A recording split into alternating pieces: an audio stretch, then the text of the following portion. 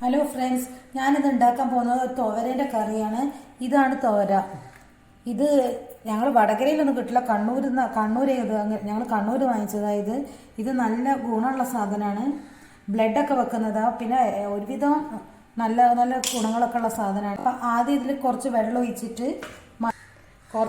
ഒഴിച്ച് മഞ്ഞളും ഉപ്പും ഇട്ടിട്ട് വേവിക്കാൻ വെക്കാം.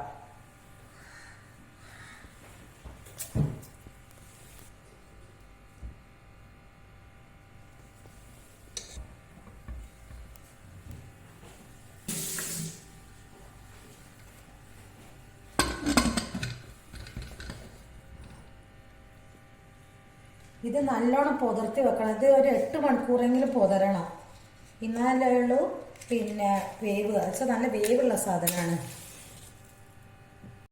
ഇത് വേവുന്ന നേരം കൊണ്ട് തേങ്ങ ഒതുക്കണം. ഇത് തേങ്ങ പൂണ്ട് പോയോണ്ട് ഇങ്ങനെ പിന്നെ രാകാൻ പറ്റില്ല. അപ്പം അതുകൊണ്ടൊന്ന് ഒതുക്കിയെടുത്തതാണ്. അപ്പം അതിൻ്റെ അപ്പുറം 2 പച്ചമുളക് ഇടുന്നുണ്ട്. പിന്നെ കുറച്ച് വെളുത്തുള്ളി, കുറച്ച് ജീരകം,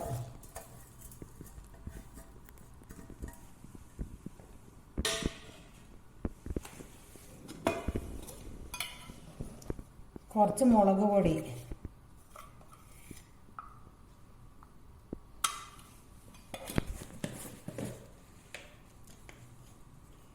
കുറച്ച് മല്ലിപ്പൊടി,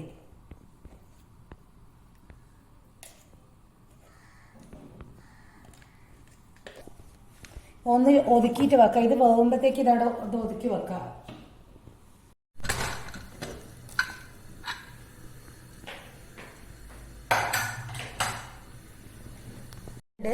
ഇനി നേരത്തെ നമ്മൾ ഒതുക്കി വെച്ചിട്ടുണ്ടല്ലോ, ഈ തേങ്ങയൊക്കെ ഒതുക്കി വെച്ചിട്ടുണ്ടല്ലോ, അത് ഇതിലേക്ക് ഇടുക.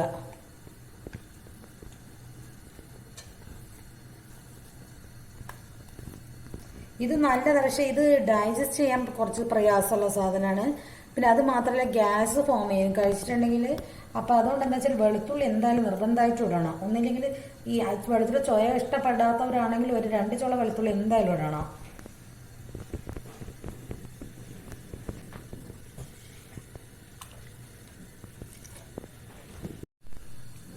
ഒരു വലിയ ഉള്ളി ചെറുതായി മുറിച്ചതായത് അത് ഇടുന്നുണ്ട്.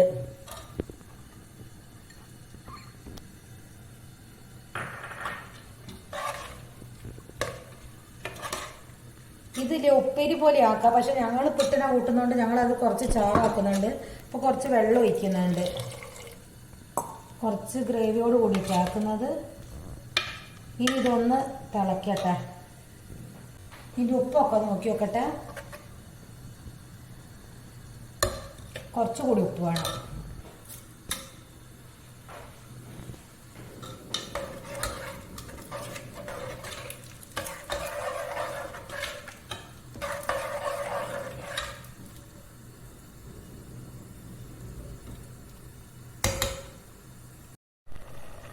ഇത് തിളച്ചിട്ടുണ്ട്. ഇനി ഞാനിത് ഓഫാക്കല്ല, എനിക്ക് വറവിടണം. ഇതിലേക്ക്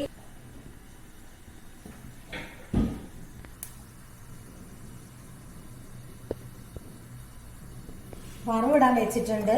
ഇനി ചീഞ്ചട്ടി ചൂടാവട്ടെ. കുറച്ച് വെളിച്ചെണ്ണ ഒഴിക്കുന്നുണ്ട്.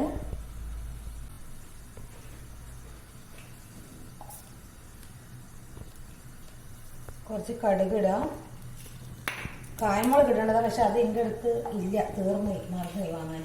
അപ്പം അതുകൊണ്ട് അത് ഇട്ടിട്ടില്ല. ഇനി കറിവേപ്പില ഇതൊന്ന് പൊട്ടട്ടെ. കറിവേപ്പില ഇടാം.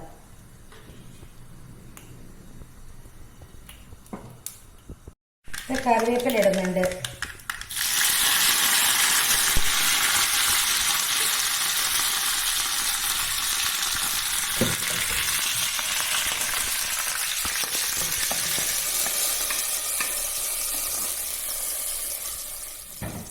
ഇതുപോലെ എല്ലാവരും ഒന്ന് ഉണ്ടാക്കി നോക്കുക.